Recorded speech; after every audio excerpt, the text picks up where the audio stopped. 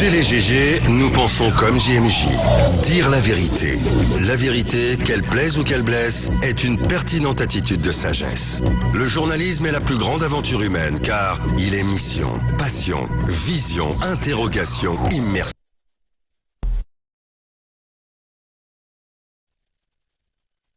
Sur Espace TV, nous allons partir sur le terrain d'où nous attend donc Daouda Mohamed Kamara. Est-ce que c'est lui que nous avons à voir?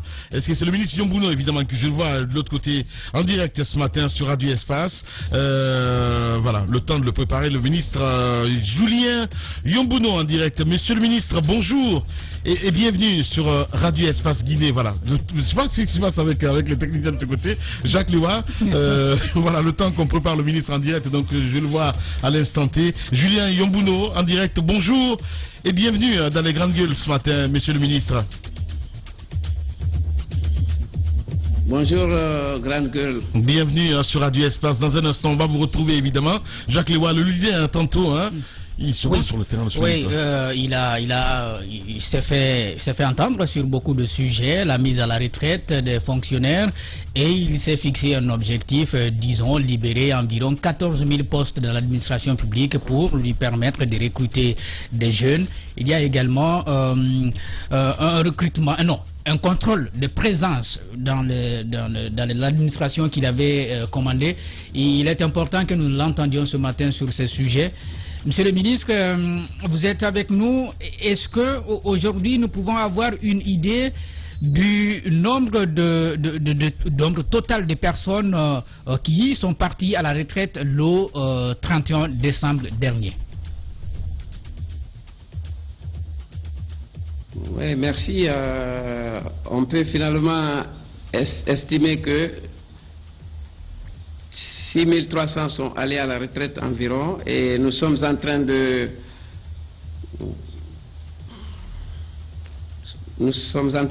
vérifier certains cas, parce que vous savez que parfois des actes administratifs, il peut y avoir des erreurs, et s'il y a des erreurs, nous allons procéder à la correction et donc rapporter l'acte pour ramener à la juste proportion le nombre de personnes qui vont finalement à la retraite. Justement, sur ces 6300, nous apprenons qu'il y aurait eu des personnes qui ont été indûment envoyées à la retraite. Est-ce qu'il s'agit de ces personnes-là et qu'est-ce qui est fait aujourd'hui? Justement, il y aurait des personnes qui ont été envoyées indûment à la retraite. Et nous sommes en train de préparer la situation, sortir toutes ces personnes-là et les réhabiliter. Et c'est ce que je disais tout à l'heure, en essayant de rapporter l'arrêté qui a décidé de les mettre à la retraite. Est-ce qu'on peut avoir une idée du nombre de personnes qui sont concernées par ces situations irrégulières? On ne peut pas avoir un nombre exact parce que le travail, le contrôle continue, les réclamations continuent. Même hier soir, j'ai vu près d'une douzaine de réclamations. Donc on se donne du temps, on n'est pas pressé, d'autant plus que les retraités ont 2 mois de salaire avant de partir librement, définitivement à la retraite. C'est-à-dire, le départ définitif, c'est qu'à compter de la fin février, ils n'auront plus de salaire, mais ils ont janvier, février comme salaire. Mais nous, d'ici le 15, le 20 janvier, nous allons corriger l'acte et donc rétablir les gens dans leurs droits s'il s'avère qu'ils ne devraient pas aller à la retraite et qu'ils se sont retrouvés par erreur sur la liste des retraités. Donc il n'y a aucun souci par rapport à ça. Voilà. Rectifier, on verra tout ça. Si on peut éviter également aussi les erreurs, on verra bien ça avec Julien Yombouno, le ministre en direct ce matin chez les GG. Mesdames et messieurs, le temps d'une pause. On revient à 11h pour la prolongation avec vous, monsieur le ministre.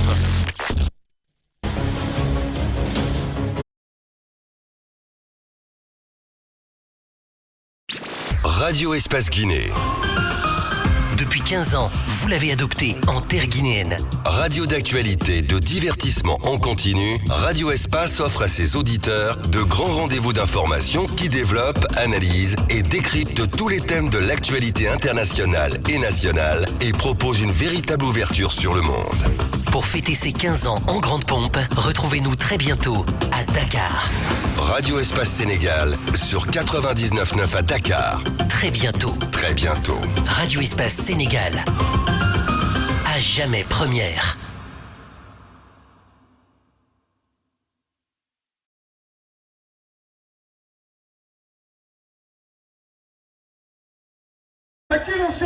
Réalité d'aller en retraite. Voilà. Est-ce qu'il a le retour, monsieur le ministre? Bonjour. Parce que là, je vois qu'il n'a pas encore le retour. Hein, voilà. Le ministre Yombouno qui nous a rejoint. Oui, allez-y. Oui, je parlais de la situation des personnes qui ont été indûment envoyées à la retraite.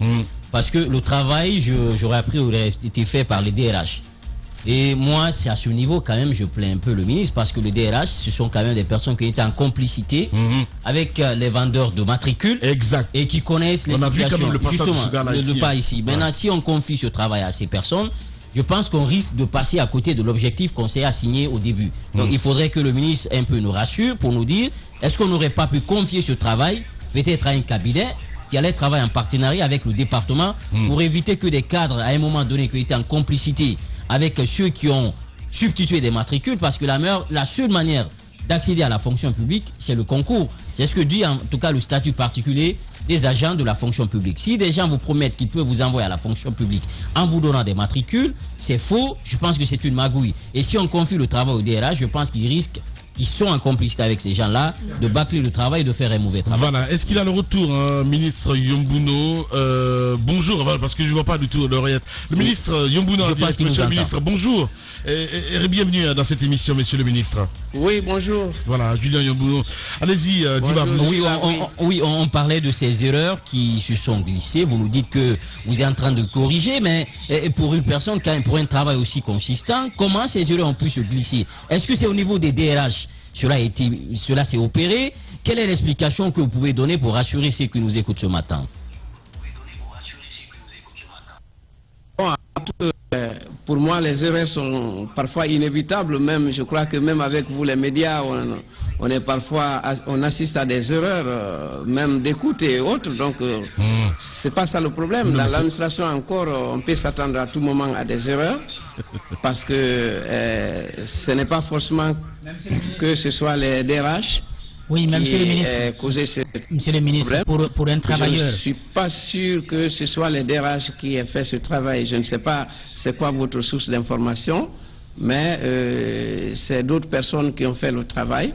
Et on est confronté. Mais quand vous dites d'autres personnes, c'est qui? Techniques et qui peuvent générer ce genre d'erreurs. Mais le problème n'est pas qu'il n'y ait pas d'erreur.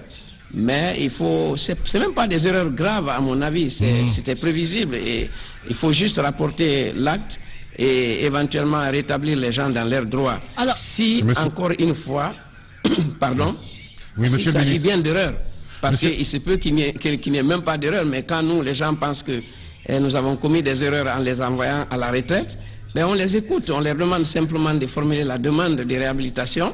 Et nous l'examinons et nous avons aussi des outils de contrôle et ça nous permettra de confirmer ou d'infirmer les erreurs en question. Alors, monsieur le ministre, encore une fois, il s'agit bien d'erreurs. Monsieur le ministre, bonjour. Vous avez envoyé la mode en ce moment, c'est le changement générationnel, la mise à la retraite, très bien. Moi, j'ai une préoccupation majeure aujourd'hui ce matin, c'est de savoir quelles sont les mesures concrètes, je dis bien concrètes, que vous avez prises pour accompagner ces personnes que vous mettez à la retraite. Quelles sont les indemnités auxquelles elles ont droit? Quels sont les avantages ou désavantages auxquels elles ont droit ou pas droit? En gros, qu'est-ce que l'État met en face de ces gens qui ont travaillé toute leur vie pour la Guinée, pour qu'ils puissent finir ou vivre dignement et décemment? Bon, merci de la question. Bon, j'estime que quand on dit moi, vous, il s'agit du ministère du Travail et de la fonction publique, donc des lois de la République. Les gens ont été envoyés à la retraite conformément aux lois, aux réglementaires régissant l'administration publique guinéenne, c'est-à-dire à un certain âge, selon sa hiérarchie, selon ses titres et fonctions, on va absolument à la retraite. Et ce n'est pas la première fois que les gens vont à la retraite, naturellement. Maintenant, les dispositions prises par le ministère ou par l'État pour les accompagner dignement à la retraite et qu'ils jouissent de leurs droits. Bon, il y a la pension des gens, hein. C'est la pension. Il faut préparer les actes de pension pour qu'ils puissent bénéficier de leurs pensions. C'est ce qui est prévu par les lois. Et maintenant, au cas par cas, en fonction de certaines initiatives propres à certains ministères, bon, il y en a qui peuvent organiser des fêtes, il y a d'autres qui organisent des délivrances de satisfecit. Bon, ça dépend vraiment, ça c'est au cas par cas, selon les ministères. Mais d'une manière générale, c'est à quoi il faut s'attendre. C'est vraiment Monsieur le ministre, Monsieur le ministre, Monsieur le ministre, que nous sommes en train de préparer. Monsieur le ministre, je ne suis pas en train de vous parler des honneurs qu'on va leur faire ou des fêtes. Je suis en train de vous demander, par exemple, vous nous parlez... Les mesures d'accompagnement. Voilà, les mesures d'accompagnement et plus spécifiquement, quelle est la pension aujourd'hui? Quel est le montant de la pension qu'un retraité peut toucher par mois? Un nouveau retraité que vous auriez mis à la retraite il y a un mois. Quel est le niveau? Bon, la pension varie selon la hiérarchie, hein, et donc c'est un ensemble de mesures d'accompagnement qu'on ne peut pas cerner forcément en termes de chiffres.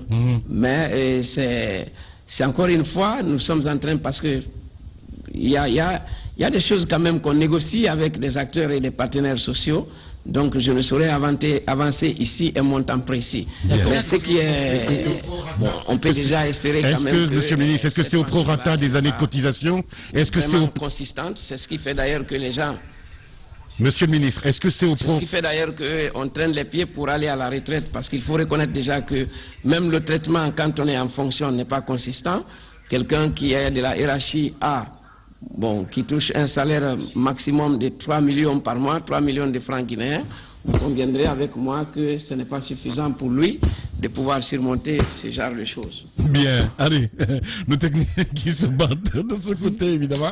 Julien Yombouno, il faut le rappeler, ministre du Travail. Allez-y, Mafoudia Bagdora. Alors, monsieur le ministre, où est-ce que vous en êtes avec ce travail de recensement des fictifs, par exemple? Ces travailleurs qui ont leur matricule, mais qui ne vivent pas, par exemple, en Guinée, qui sont en Europe. Où est-ce que vous en êtes avec ce travail de recensement? Merci pour la question. Ce genre de travail, comme vous savez, on le fait avec beaucoup d'applications et il y a un certain nombre d'étapes qu'il va falloir accomplir avant de prendre la décision finale. Il faut faire beaucoup de vérifications, de recoupements, il y a des cas d'homonymie, il y a des cas, je ne sais pas, il faut vérifier, par exemple, la personne a le salaire viré au niveau d'une banque. Bref, il y a tout un ensemble d'actions qu'il faut prendre qui mènent à la radiation ou au blocage temporaire ou définitif de ce genre de salaire indu. Mais encore une fois, le travail que nous avons déjà fait et que nous sommes en train de faire, nous avons déployé nos services compétents, à savoir l'inspection générale de l'administration publique qui est en train de faire son travail et qui est en train d'examiner au cas par cas les situations et qui font des listes en fonction des départements ministériels. Bon, il y a plusieurs croisements qu'on est parfois amené à faire parce qu'on peut bien dire que tel n'est pas à son poste. Mais vu que parfois les systèmes de contrôle ne sont pas toujours rationnels avec des moyens et des équipements qu'il faut, ça prend du temps et donc il faut vérifier à plusieurs niveaux. Je vous donne un exemple concret. Si on dit que Madame Aminata Silla, qui est enseignante, n'est pas actuellement au pays et elle serait, d'autres personnes mandatées par elle seraient en train de prendre son salaire et de l'utiliser. Bon, ça c'est vraiment des présomptions, c'est des choses qu'il va falloir vérifier en entrant dans le système informatique, savoir d'abord qui est cette Aminata et ses références, son matricule, tout et tout, ou comment, par quel acte elle a été engagée à la fonction publique et par quel est le dernier acte d'affectation. Et puis consulter aussi le ministère utilisateur, aller jusque parfois au niveau terrain, parce que si elle est enseignante par exemple, il se pourrait qu'elle soit dans une école qui est localisée dans un village très reculé de Yomou, de l'Eluma. Donc il va falloir passer par voie hiérarchique pour s'informer suffisamment pour qu'on nous remonte les vraies informations et avant confirmation. Et ce n'est pas toujours au cas par cas qu'on gère ces genres de situations. Il faut inventorier tous les cas par département et peut-être parfois même par hiérarchie, par pays, et puis avant de prendre la décision qui s'impose. Ça a l'air d'être lourd, mais ce n'est pas lourd, hein. Tout cela peut se faire rapidement si on a des moyens. Mais vous savez aussi parfois, ou peut-être vous ne le savez pas, les gens ne sont pas toujours bien outillés pour faire le travail pour lequel ils sont désignés. Donc parfois il manque même des moyens de déplacement pour faire rapidement certaines vérifications. Parce qu'au jour d'aujourd'hui, par exemple, si je devais commettre l'inspection générale de l'administration publique à aller vérifier, ça c'est une réalité, hein, des informations que j'ai reçues il y a une semaine de la part d'un de nos représentants sur le terrain à Cancan, qui affirme et qui donne des exemples de cas fictifs. Bon, si je dois déployer une mission ad hoc pour aller vérifier sur le terrain, si ces informations sont vraies, fondées au cas par cas, je n'ai pas, par exemple, de véhicules de service. Voilà. C'est un exemple. Il n'y a pas de véhicules aujourd'hui pour le département pour mener des missions. C'est vrai, vous allez me dire qu'on voit bien des véhicules, mais c'est parfois des véhicules qui sont hors âge maintenant et qu'on ne peut pas déployer cette mission urgente sur le terrain. Voilà. Donc, il se peut qu'il y ait des cas comme ça. Et donc, pour éviter des erreurs, il faut toujours vérifier, s'assurer que les affirmations ou des accusations ou des signalements sont fondés ou vrais. Voilà. Julien Yombouno en direct. Allez-y, Mafoudia. Alors, l'espoir pour que ce travail aboutisse, c'est grand et vous venez de nous apprendre qu'il est probable que vous n'ayez pas les moyens pour mener à bien ce travail. Mais alors, parallèlement, dites-nous, est-ce que tout est en train d'être mis en œuvre pour pouvoir vous doter des moyens qu'il faut pour faire ce travail? Oui, tout à fait. Ce n'est pas que le travail ne puisse pas être fait, hein, même avec les moyens de bord. C'est-à-dire que le temps que ça demande et l'exactitude, la véracité, la fiabilité des données, c'est ce qui peut parfois poser problème parce qu'il va falloir vérifier, revérifier et ça donne du temps. Mais l'un dans l'autre, nous avons déjà formulé des demandes d'équipement, notamment d'engins roulants, pour pouvoir mener des missions de ce genre sur le terrain. C'est vrai que vous savez aussi que l'administration guinéenne n'est pas toujours bien représentée au niveau terrain. C'est ce qui fait que parfois les missions sont déployées depuis le niveau central jusqu'au niveau déconcentré dans les villages reculés. Mais autrement, s'il y avait vraiment une fonction publique locale sur le terrain, c'est des choses bien équipées, outillées aussi. C'est des missions que les gens pouvaient faire déjà, des missions de proximité. Mais malheureusement, nous n'en sommes pas encore là. Nous sommes quand même en train de faire ce que nous pouvons. Nous ne pouvons pas tout corriger tout de suite. Nous ne pouvons pas tout de suite aussi réaliser nos ambitions de manière spontanée. Ça demande parfois du temps et c'est ce que nous sommes en train de faire sans trop chambouler les choses au risque de créer d'autres situations contraires à peut-être plus graves que celles que nous voulons vérifier ou corriger. Voilà. Le ministre Julien Yombouno en direct ce matin. Allez-y, Mafoudia.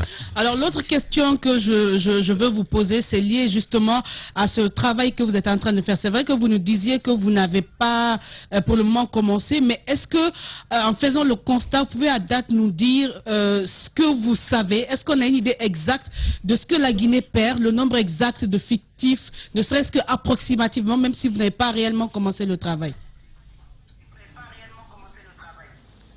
D'abord un rectificatif, hein. Je n'ai pas dit qu'on n'a pas commencé le travail, hein. On a commencé le travail au niveau central, mais pour certaines vérifications, il faut aller à la source. Si on n'avait pas commencé le travail, on n'aurait pas déjà eu certains chiffres, hein, parce qu'il y a plusieurs cas d'espèces. Il y a d'abord des gens qui sont décédés et qui ne sont pas radiés de la fonction depuis plus de 3 mois, parce que normalement, après 3 mois de décès, il faut la radiation et préparer les gens au capital d'essai et à la pension. Et il y a aussi des cas d'abandon que vous avez signalés au tout début de notre entretien. Abandon de tout genre. Les gens peuvent abandonner et rester en Guinée et ne pas travailler. Soit il est engagé à la fonction publique comme enseignant, mais ils n'enseignent pas, ils se retrouvent comme employés du secteur privé. Ouais. Donc pour nous, c'est un abandon aussi, tout comme celui qui est engagé en Guinée et son salaire est versé régulièrement à la fin de chaque mois, mais qui n'est pas résident, qui se trouve ailleurs sans motif, et en France, aux États-Unis, au Gabon et au Sénégal, que sais-je. Donc il y a ce genre de situation aussi qu'il faut débroussailler. Mais aussi, il y a le cas des non postés. Oui, mais là on aussi, demande des chiffres ce matin, monsieur le ministre. Monsieur le ministre, des chiffres, est-ce qu'on peut avoir... Il va falloir décanter. D'accord, est-ce qu'on peut avoir, j'appuie la question de Mafoudia, est-ce qu'on peut avoir une idée des chiffres de ces personnes qui sont concernées à date par cette situation, même si vous n'avez pas tout bouclé? C'est la première question, est-ce qu'on peut avoir les chiffres? Deuxième question, c'est sur la situation des non-postés. Nous apprenons que dans le cadre de l'assainissement, vous avez décelé 14 000 fonctionnaires qui sont payés, qui ont été recrutés mais qui ne sont pas postés. À date, quelle est la situation de ces 14 000 fonctionnaires? C'est la deuxième question. Bon, je reviens sur la deuxième question, peut-être avant de reprendre la première. Les 14 000, bon, là aussi c'est une estimation. Tantôt c'est 11, 12 000, 13 000, maximum 14 000 agents non postés, donc qui sont engagés à la fonction publique et parfois pas de manière régulière et qui se retrouvent donc sans poste et qui, à la fin de chaque mois, touchent leur salaire. Nous sommes en train déjà, je crois que vous avez certainement des échos, que les toutes premières missions ont été effectuées le mois passé, donc les dernières semaines passées, et on est en train de, aujourd'hui même à 16 h, nous avons rendez-vous pour les rapports préliminaires. Ils vont nous faire le point d'abord verbalement. Et c'est vrai, ils ont déjà préparé leur draft de rapport, mais nous avons demandé donc à des missions que nous avons déployées dans les différents ministères de venir déjà nous faire le point ici à 16 h pour savoir à peu près qu'est-ce qui a été trouvé dans ce sens-là. Pas seulement par rapport aux 14 000 éventuels non postés, mais à tous les cas de figure, à tous les cas d'irrégularité au niveau de la fonction publique. La première question, vous pouvez me le rappeler s'il vous plaît? C'est sur les chiffres. Les chiffres, bon. Par rapport aux 14 000 déjà non postés, 12, 13, 14 000 non postés, c'est des chiffres estimatifs. Le temps, encore une fois, qu'on décante clairement la situation et puis qu'on puisse savoir exactement, qu'on puisse cerner le nombre exact de ceux qui ne sont pas postés. Maintenant, les chiffres par rapport au cas d'abandon, je ne peux pas les communiquer maintenant parce que c'est des chiffres très provisoires. Et les décédés non déclarés. Une fois, ce matin, nous avons déjà dit aussi, nous avons dit à certaines... Allô? Les personnes décédées non déclarées, ceux qui sont à l'étranger mais qui continuent à percevoir leur salaire, nous sommes aujourd'hui à environ combien? Vous en avez trouvé combien? C'est ce que je suis en train de dire. C'est ce que je suis en train de dire. Hein. À ce stade, nous ne pouvons pas déclarer un chiffre. Ouais. Parce que tant que le travail n'est pas fini... Mais monsieur le ministre, ça ne tient pas à ça. Même si c'est un chiffre provisoire. Nous ne pouvons pas communiquer un chiffre exact en ce moment. Donc, vous allez encore prendre votre mal en patience.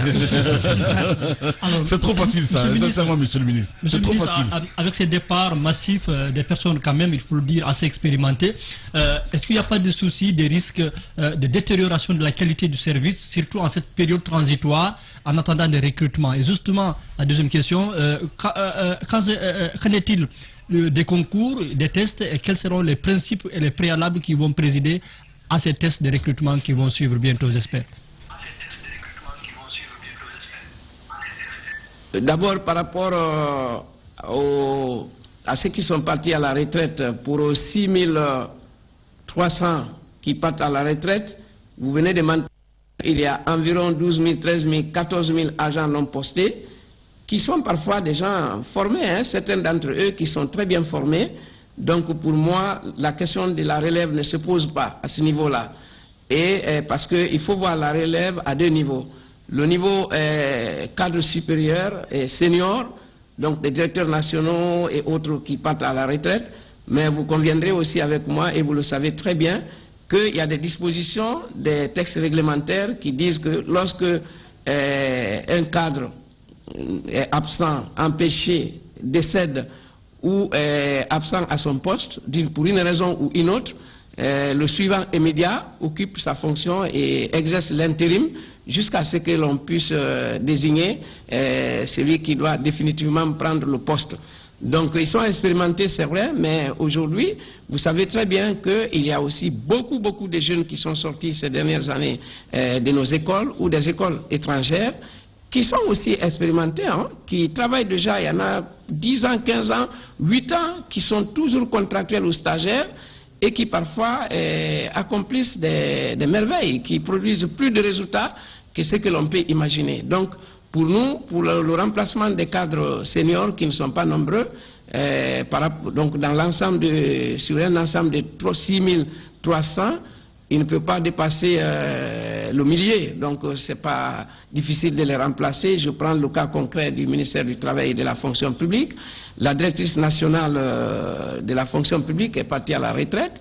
Elle avait un adjoint. Cet adjoint, depuis la fin du mois, a pris la relève, ainsi de suite dans tout. Et si, par exemple, dans un cas, il se trouve que le premier responsable, le deuxième sont tous allés à la retraite, ben, les deux suivants immédiats aussi, hiérarchiquement, assurent l'intérim. Nous avons pris des notes d'intérim pour procéder à ce genre d'équilibre, de continuité. Donc, pour nous, il n'y a pas péril en la demeure. Hein. Ouais. Allez, maintenant, je crois qu'il y a une question qui portait sur le concours. Évidemment, maintenant, là, si nous disons les choses, vous allez croire que parce que nous sommes en entretien avec vous que nous le disons, mais il y a juste avant que notre chargé de com vienne nous saisir de votre arrivée, nous étions autour de cette table où l'interview est maintenant conduite avec les services concernés pour déjà nous parler un peu du niveau d'avancement de l'élaboration des thèmes de référence. Nous en avons discuté ce matin. Et nous avons dit qu'il y a un ensemble de choses qu'il va falloir faire déjà avant même d'entrer dans le vif du sujet, c'est de faire une note circulaire à l'adresse de mes homologues ministres pour que chacun nous dise quels sont les besoins aujourd'hui par poste, par spécialité et par compétence et selon les profils du genre, bon, moi je suis ministre de l'Environnement et de 500 ou 600 agents, selon la répartition suivante par 4 des postes. Dans un village de Jomou, on a besoin d'un agent forestier. Dans telle sous-préfecture, on a besoin de 3. Et au niveau, par exemple, de la santé, ce sera la même chose. Il ne s'agira pas de dire que nous avons besoin de 1000. Ouais. Mais il faut dire, les 1000 là, c'est quoi en termes de profil et où ils vont être exactement postés. Et en fonction de ça, ils seront recrutés au prorata des besoins réels sur le terrain. Voilà, en par se basant exemple, sur le thème de le ministre de la référence. Santé peut dire que dans la sous-préfecture de Kakoni, que j'aime bien, qui est aussi chez moi, s'il vous plaît, d'une certaine façon, que nous avons besoin de 2 laborantins, d'une gynéco, et je ne sais pas de quoi. Donc, pour Kakoni, dans la carte des postes, il va falloir préciser ça, et cela est valable à tous les niveaux, c'est-à-dire des besoins bien définis avec des de quantité et de qualité que maintenant nous examinons et ces besoins seront transmis avec un exposé des motifs, donc avec des très clairs. Il a l'air de maîtriser quand même le sujet. Nous allons faire des allotissements finalement, mais pas de manière arbitraire, mais en tenant compte des disponibilités budgétaires et des nombres de places disponibles. Voilà ce que nous envisageons de faire. Et nous avons déjà amorcé les préparatifs pour ce concours-là. Bon, on aimerait bien voir tout ça, monsieur le ministre. C'est tellement beau que c'est juste extraordinaire. Julien Yombouno, il faut le rappeler, le ministre du Travail et de la fonction publique. Allez-y, mon cher Antoine. Oui, monsieur le ministre, on vous écoute, de belles paroles, c'est bien. Ouais. Mais, sauf qu'il y a des soucis. On a constaté qu'il y a eu des irrégularités par rapport à ces mises à la retraite de plus de 6000 personnes. Est-ce qu'on n'est pas allé vite en besogne? Parce que je constate que vous allez faire un recrutement très bientôt.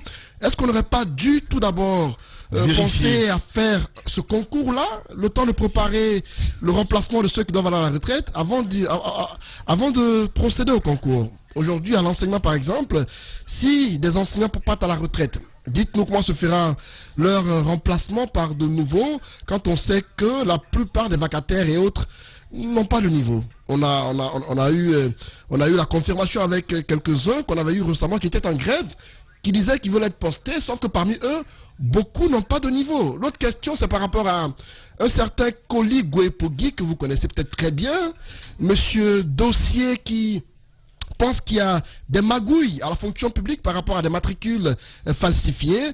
Est-ce que depuis votre arrivée, vous avez pris connaissance de ce dossier et comment est-ce que vous le traitez? Les grandes gueules. D'abord, vous avez dit à la fois, hein, vous avez demandé plusieurs choses à la fois. D'abord, en commençant par toujours les retraités et comment donc assurer la continuité du service. Encore une fois, nous avons plusieurs agents qui ne sont pas postés. Ouais. Et la première des choses que nous avons demandé de faire à nos collègues en les aidant, le mardi, je crois, non, le jeudi passé, je crois, nous étions là encore, non, le lundi, s'il vous plaît. Le lundi, on était là encore avec mon homologue du MENA, avec son état-major, c'est-à-dire ses collaborateurs directs, pour nous entendre sur le scénario des compensations de quelques 300 et quelques qui partent à la retraite au niveau de l'éducation. Eh bien, nous avons dit qu'il y a déjà près de 300 aussi qui sont non postés, sans compter qu'il va falloir examiner autour de nous des gens en sureffectif, et puis on prend le courage vraiment de les identifier et de les demander d'aller prendre les classes en charge. Mais aussi, nous avons pas mal d'enseignants du public qui sont donc payés en fait à la fonction publique et qui évoluent au privé. Ils sont très nombreux, des enseignants qualifiés. Alors, on les venir à la maison ou de rester là où ils sont, et en ce moment-là, nous avons des gens aussi qui sont formés et qui pourront prendre leur relève et sans dommage pour nous. Donc, je pense que pour le cas de colis, bon, et je reviens un peu sur ce que je venais de dire d'abord par rapport à la qualité des enseignants. C'est vrai qu'on décrit toujours la qualité des enseignants, mais ce problème n'est pas particulier au niveau de l'éducation. Il est général et même dans les médias. Parce que nous, parfois, il y a des journalistes quand ils nous posent des questions, on se demande ils sont passés par quelle école. Donc le problème de qualité, c'est à tous les niveaux d'abord. Ouais. Et ces enseignants-là, il y a beaucoup qui sont sortis ces dernières années dans nos écoles, comme je l'ai dit, des formations, des formateurs, donc des ENI et l'ISEC de Lambangui, et même dans les institutions d'enseignement supérieur. Eh bien, et ils ne sont pas tous mauvais. D'ailleurs, il y en a qui sont très très bons. Et nous allons faire ce travail-là avec le syndicat, avec les employeurs. Monsieur le ministre, on parle là d'éducation. Si vous voulez trouver comme prétexte que dans tous les domaines d'activité, il y a des produits qui ne sont pas bons, on parle là d'éducation. Et aujourd'hui, on sait que s'il n'y a pas de bons enseignants, forcément, il n'y aura pas de bons élèves, il n'y aura pas de bons cadres. Et donc pas de bons journalistes. Justement, il a touché à la plaie. Dites-nous, qu'est-ce qui est fait pour améliorer le niveau de ceux-là qui doivent prendre la relève des anciens? Parce que, disons clairement les choses, ceux-là qui étaient en poste, qui vont à la retraite, pour la plupart sont de l'époque, peut-être Sékou de l'ancien Conté, le niveau est un peu plus supérieur. Maintenant, ceux-là qui vont venir prendre la relève, est-ce qu'on s'est assuré, est-ce qu'on s'est assuré qu'ils ont vraiment le niveau adéquat, le niveau qu'il faut pour pouvoir assurer tout de même la continuité? Les grandes gueules. Je ne pense pas, je ne suis pas tout à fait d'accord avec vous quand vous dites que ceux qui partent à la retraite peut-être ont un niveau... Bon, c'est possible, mais au cas par cas, c'est pas évident. Et de la même manière, on peut trouver aussi, comme je vous disais tout à l'heure, il y a vraiment des gens qui ont été formés ces dernières années, qui n'ont pas été engagés à la fonction publique. Et on peut les identifier. Je l'ai dit déjà, l'identification est en cours. On n'a même pas attendu aujourd'hui pour commencer l'identification au niveau du MENA. Donc, ils sont en train d'identifier les meilleurs d'entre eux, ceux qui ont été souvent. Et nous sommes partis sur la base que pour assurer le remplacement, lorsque par exemple on prend un lot de 1000 qui sont sortis ces dernières années à l'ISEC de Lambangui, on pourrait par exemple prendre les 300 meilleurs et puis essayer de les déployer. Maintenant, la formation, elle n'est pas finie.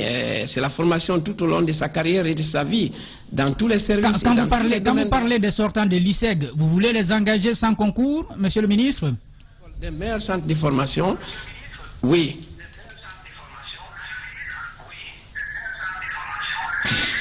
Oui. Allô?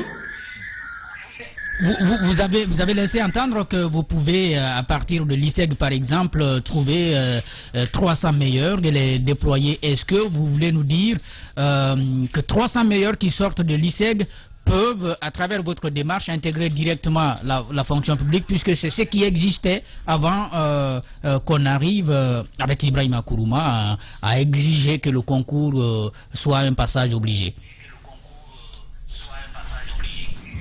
Bien sûr, hein, le concours peut ne pas être un passage obligé, mais en tout cas, une première identification. Déjà, tous les enseignants ne sont pas issus de l'ISEC. Hein. L'ISEC forme des enseignants du secondaire. Donc j'ai parlé plutôt d'institutions, de formation des formateurs globalement, y compris des écoles normales d'instituteurs. Donc ça, c'est pour les enseignants du primaire. Et l'ISEC forme beaucoup plus des enseignants du secondaire.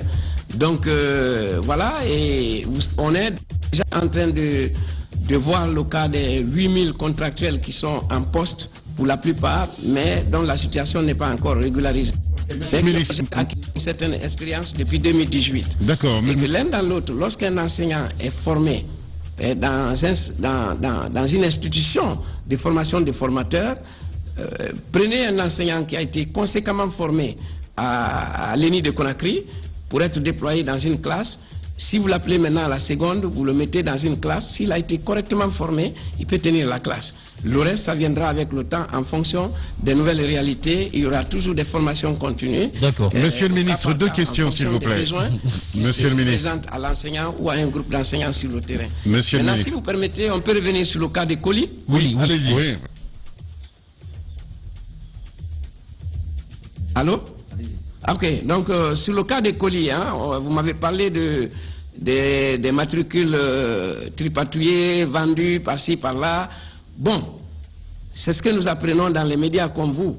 Mais colis, de manière formelle, ici au ministère, nous ne l'avons pas encore reçu. Donc c'est ce que je disais la dernière fois, que tous ceux qui ont des informations qui peuvent nous arranger, se présentent à nous et qui nous informent, qui nous disent exactement qu'est-ce qu'ils savent de ce qui se passe ici.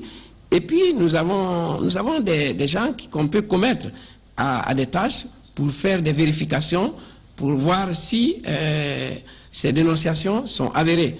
Mais nous n'allons pas agir sur la base des on-dit. Et si les gens ont le courage, qu'ils nous trouvent et qu'ils comprennent que les choses sont en train de changer, je ne dirais pas que les choses ont changé, parce que le changement, ce n'est pas à la seconde. Mais si les gens pensent qu'ils sont détenteurs d'un certain nombre de faits avérés qui remettent en cause certains de nos collaborateurs ou le travail à la fonction publique, que ce soit au niveau de l'emploi ou de ceci ou de cela, il peut bien se présenter à nous et nous confier ces situations-là et on va les examiner et leur faire un retour conséquent. Donc on est là pour ça et les médias, les individus qui aient vraiment le courage de nous reporter, de nous remonter les faits qu'ils croient être injustes au niveau de notre département. Voilà. Le ministre Julien Yombouno, ministre du Travail, de la fonction publique, donc en direct ce matin chez les Grandes Gueules sur Radio Espace. Dernière question, Ahmed. Oui, monsieur le ministre, deux questions. Je vais essayer d'avoir des questions journalistiques intelligentes. Première question, je reviens encore sur les moyens que vous allez mettre à la disposition des retraités. Et je voudrais quand même que techniquement, vous nous donniez quelques pistes ou quelques réponses. Allez-vous les indemniser, par exemple, en pension par mois, en fonction du taux de cotisation ou de nombre d'années, parce qu'on sait que le nombre d'années c'est entre 30 et 35 ans, donc est-ce que ça va être au prorata de leur ancienneté ou de leur taux de cotisation qu'ils auront eu pendant toute leur carrière? Parce que c'est un sujet qui malheureusement va vous retomber à la figure dans pas longtemps, parce que vous avez mis des gens à la retraite, il va bien falloir leur donner les moyens de vivre, voire de survivre dans notre pays. Deuxième question, qu'est-ce qui nous dit, monsieur le ministre, avec vos belles paroles, vous serez meilleur ou plus efficient que votre prédécesseur? Voilà. Parole de populiste ce matin. Allez-y, monsieur le ministre. Bon, je commence d'ailleurs par cette observation au deuxième niveau. Je ne vais jamais avoir la prétention de dire que je serai forcément meilleur à mon prédécesseur, mais je n'aurai pas aussi la modestie bête de croire que je ne peux pas être meilleur que lui. Tout dépend. Maintenant, là, on ne peut pas m'évaluer et donner, parce que je ne suis qu'à mes débuts, je ne saurais dire que je suis le meilleur et je ne saurais pas non plus dire que je ne suis pas le meilleur. Ça, c'est le temps qui le jugera. Maintenant, par rapport aux moyens et aux mesures d'accompagnement sur lesquelles vous revenez toujours, et la plupart des médias, les mesures d'accompagnement sont celles qui sont prévues, dont les autres ont bénéficié, les prédécesseurs, c'est-à-dire ceux-là qui ont été retraités avant 2021. Et il y a, bon, au plan de la santé, nous avons des assurances, nous avons l'INAMO, bon, l'INAMO qui traite beaucoup plus, si vous voulez, de ceux qui sont encore en service, pour des raisons de santé, de prise en charge médicale et autres là, sur la base normalement des cotisations que les travailleurs mettent à leur compte. Il y a la Caisse nationale de prévoyance sociale qui prend en charge les retraités et, comme vous l'avez dit, au prorata de leurs contributions et en fonction aussi du nombre de personnes à leur charge pendant qu'ils sont à la retraite. Pour le moment, encore une fois, je suis très prudent par rapport aux chiffres et je n'aime pas toujours avancer les chiffres tant que je ne vois pas clairement à l'intérieur des chiffres. C'est vrai que la question des retraités a l'air de beaucoup passionner les débats, mais ce que nous sommes en train de faire, à mon avis, est de loin plus important pour la réforme de l'administration que la question des retraités. Parce que la question des retraités, en fait, c'est une question ordinaire, routinière et courante des personnels. Mais que dirions-nous de beaucoup d'autres questions sur lesquelles, par exemple, l'une desquelles j'étais ce matin encore avec le conseiller chargé de la réforme. C'est vrai, on dit que les gens ne travaillent pas, ils ne vont pas au boulot, ils ne produisent pas des résultats escomptés, mais regardons de l'autre côté le salaire. Est-ce qu'il n'y a pas lieu déjà de commencer à réfléchir sur comment faire pour améliorer les conditions de travail des gens? Et vendredi encore, nous avons un rendez-vous. Il y a beaucoup de grèves au niveau des travailleurs, surtout du secteur privé. Mais pourquoi est-ce qu'il y a autant de grèves? Nous devons mettre en place le Conseil national de dialogue social. Mais la première des choses à faire, c'est de rencontrer le patronat. C'est ce que nous allons faire vendredi. Il y a des textes qui ne sont plus vraiment d'actualité dans notre système. Il va falloir les réviser et même prévoir n'est-ce pas, la production de nouveaux textes qui sont plus adaptés à la réalité du moment. Il y a par exemple aussi les horaires de travail et le temps de travail qui n'est pas toujours celui qu'on peut imaginer. C'est vrai qu'à 8 h on commence et puis 16h30 on termine la journée, mais en réalité, est-ce que cela est suffisant? D'autant plus que dans les faits, vu le manque de moyens de transport pour l'ensemble des employés, est-ce que c'est à 8 h qu'ils commencent le boulot? C'est pas sûr. Nous avons beaucoup de chantiers, par exemple, la révision du manuel de gestion des ressources humaines, qui va résoudre un certain nombre de problèmes. Pour tout cela et pour beaucoup d'autres questions, nous avons mis en place près de 12 commissions qui sont en train de travailler, de faire un travail de fond. Et par rapport aussi à certains EPA, leur fonctionnement, les conseils d'administration qui ne fonctionnent pas, parfois qui ne sont pas en place, que nous sommes en train de mettre en place progressivement. Il y a tout et prévoir aussi un plan solide de renforcement des capacités, prévoir aussi, enfin, ça existe bien sûr, le plan de carrière qu'il va falloir réviser, l'actualiser, et puis tout un ensemble aussi de textes parfois qu'on croit simples, mais du fait qu'ils ne sont pas appliqués, ça ne rend pas notre administration efficiente. Pour nous, lorsque les textes ont été élaborés, ils ont été relus, revus, approuvés, validés ou promulgués, pour nous, il n'y a aucune raison qu'on ne peut pas les appliquer. Voilà. Vous faites bien, monsieur le ministre, vous faites bien de toucher un petit peu le secteur privé.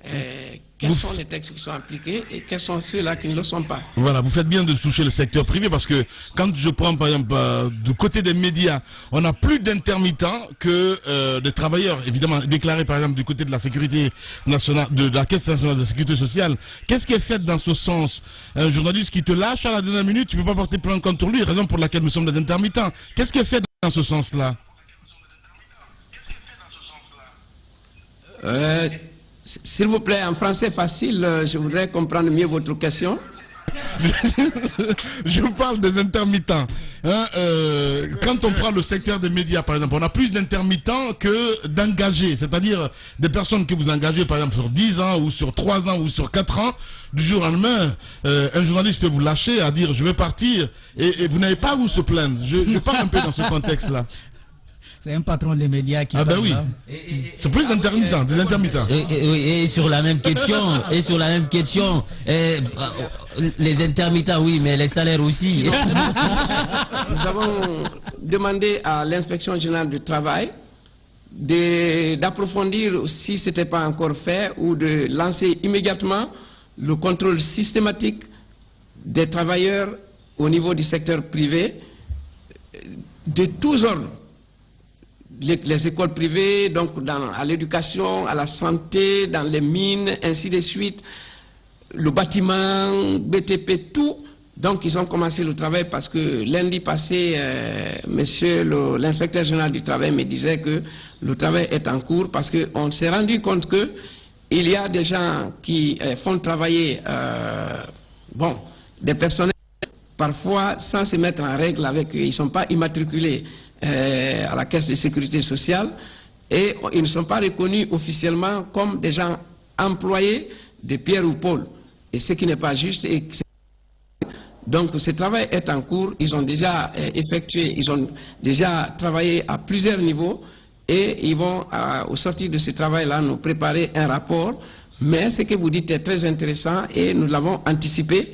Et donc c'est le travail en cours actuellement au niveau de l'inspection générale du travail, à savoir identifier tous ceux qui sont en situation de mauvais emploi entre griffes, parce que c'est dans le gré à gré, parfois il n'y a pas de contrat, et on prend une femme qui travaille pour nous comme femme de ménage ou agent de nettoyage, elle est payée à 200 000, 250 000, alors que le SMIC est là, qu'il va falloir au moins un peu respecter parce qu'il est de 440 000 francs. Et ce n'est pas consistant, mais déjà, il faut le respecter. Or, si moi, je suis à Kaloum, j'emploie une femme qui travaille pour moi, qui habite à 36, faites déjà rien que le transport que ça va lui coûter, et vous verrez bien que si je lui paye à moins de 440 000 francs, même à 1 million, il y a déjà des petits soucis. À plus forte raison, faire travailler des gens sans qu'ils ne soient immatriculés à la Caisse nationale de sécurité sociale, bref, sans qu'ils ne soient reconnus par les services officiels comme des gens qui sont en lien de contrat de travail avec leurs employeurs. Donc pour nous, le nous allons essayer d'éviter cela désormais, notre façon de faire.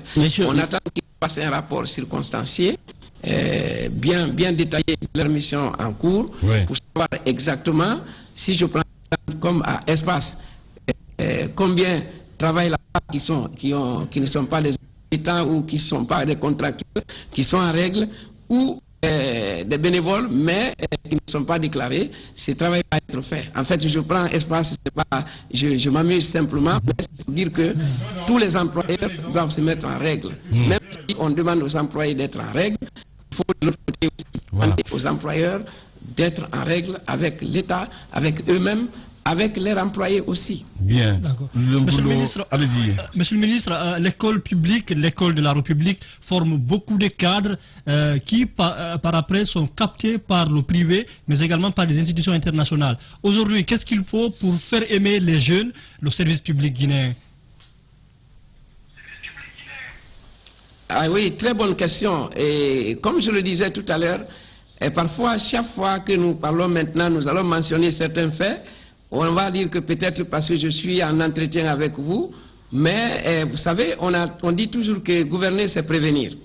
Quand nous sommes arrivés, et d'ailleurs, même étant en dehors de la fonction publique guinéenne, l'observation que tout le monde fait faire tout de suite, c'est que la fonction publique guinéenne n'est pas attrayante. Elle ne peut pas rivaliser, compétir avec le privé de haut niveau parfois, mais au moins, il y a des motivations qu'on aurait pu mettre, un système de motivation et d'attraction qu'on aurait pu mettre en place pour que la fonction publique guinéenne, à défaut d'être compétitive avec elle-même, donc avec les autres fonctions publiques de la sous-région, au moins qu'elle ne continue pas à perdre tous les matins des bons cadres qui préfèrent aller travailler ailleurs plutôt que de rester à la fonction publique. Parfois, le départ des gens, quand les employés, bien que parfois bien formés, cherchent à quitter la fonction publique pour aller travailler au privé, parfois on peut même se rendre compte que ce qu'ils touchent au privé, en tout cas pour la plupart d'entre eux, ne serait pas supérieur à ce qu'ils touchent officiellement à la fonction publique. Mais aussi, vous allez voir des cadres très brillants qui devaient être des managers, qui sont à des positions de subalternes. Tout cela finit par les décourager. Et puis la routine aussi. Vous allez voir à la fonction publique quelqu'un qui est assis dans la même pièce pendant 20 ans, assis dans le même fauteuil, et puis qui exerce le même travail. Il a appris quoi dans la vie et quel est le sens de l'innovation, du changement individuel et collectif au niveau de la fonction publique. Donc c'est un problème réel. Là aussi, nous sommes en train de... Ça, c'est lié un peu au plan de carrière. Mais pour ce faire aussi, il y a des conditions, parce que ce matin, autour du MA,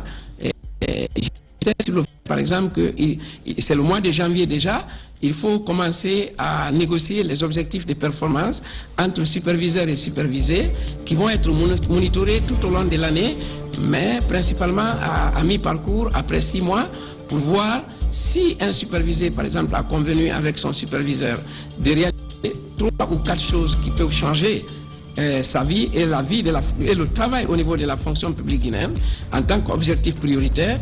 Si c'est 4, d'ici juin, il va falloir faire la revue à mi-parcours. Si sur les 4 objectifs convenus entre le superviseur et le supervisé, qu'il n'y a qu'un objectif qui a été réalisé sur 4, ça veut dire qu'il y a eu une formulation qui n'a pas été réaliste. Il va falloir recadrer les objectifs. Et peut-être si en 6 mois, on a prévu 4, en 6 mois, on en a réalisé 2, cela voudrait dire qu'on a été trop ambitieux, qu'il faut peut-être recadrer les objectifs à 2. Parce que arithmétiquement, en 6 mois, on a fait 1, en 12 mois, on ne peut faire que 2. Donc cela permet aussi naturellement d'encourager les gens par des postes de nomination. Les gens ne sont pas toujours qu'à la recherche de l'argent. Si quelqu'un sait qu'il est bien celui-là qui mérite la position de directeur national de la fonction publique et que vous prenez quelqu'un d'autre qui ne vaut même pas la moitié de ses compétences, ça aussi, ça finit parfois par décourager les gens. Ils vont quitter la fonction publique. Pas probablement parce qu'ils sont même mal payés, mais ils ne sont pas toujours à la place où ils peuvent rendre mieux pour eux-mêmes et pour l'État et pour la fonction publique guinéenne. Merci monsieur le ministre, évidemment du côté de Kaloum. Julien Yombuno, il était en direct ce matin dans la Grande Gueule sur Radio Espace Guinée. On va revenir forcément sur cette actualité avec vous, monsieur le ministre. Merci beaucoup. Merci à toutes nos équipes du côté du ministère de la fonction publique. On a écouté le ministre en 30 secondes. Un sacré ministre on sent qu'il maîtrise extrêmement bien ses dossiers, avec beaucoup d'humour en plus, donc c'est pas pour déplaire. Je relève certaines choses, c'est que techniquement il est très méfiant parce qu'il n'a pas voulu nous donner des chiffres précis. Or, il sait pertinemment que du côté des retraités, ça commence à gronder parce qu'on ne met pas 6000 personnes à la retraite sans accompagnement. Il y a des règles en la matière qu'il va falloir qu'il respecte. Donc, je sais qu'il le sait. Très bonne intervention. Ça nous conforte un peu dans les choix qui ont été faits par le CNRD. Félicitations à lui parce qu'il a été clair, concis et ça nous rassure pour l'avenir de notre pays. Merci beaucoup. Allez-y, Jacques. Un problème quand même avec l'information qu'il nous donne là, qu'il envisagerait à partir des écoles de formation, des formateurs recruter directement les meilleurs à la fonction publique sans forcément passer par le concours. C'est le système qui existait avant, sauf que on en a abusé.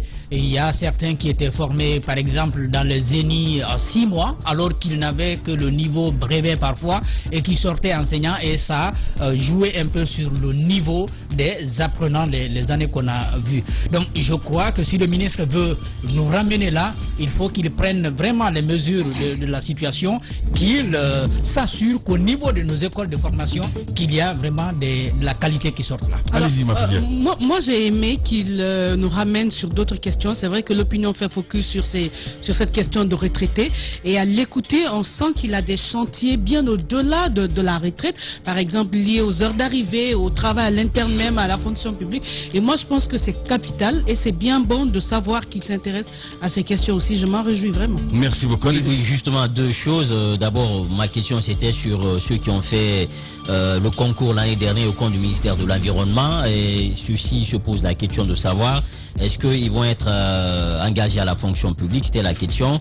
Mais bon, ce n'est que partie remise. L'autre aspect, c'est les 14 000 personnes qui sont payées, engagées, mais qui ne sont pas, disons, ventilées, parce qu'à l'intérieur du pays, vous partez dans certaines zones, il n'y a pas d'enseignants, il n'y a pas de médecins. Donc il faudrait penser à cela pour qu'il y ait quand même un ratio qui est concomitant par rapport aux clair, exigences les mesures d'accompagnement. Voilà, les mesures d'accompagnement. Allez-y, Yaya. Le ministre du Travail et de la fonction publique, en grand oral, et je pense qu'il a bien assuré, 3 verbes pour tout ministre. C'est venir, rester et partir. Pour venir dans un gouvernement, il faut avoir un parrain, il faut avoir des compétences. Je pense qu'il en a.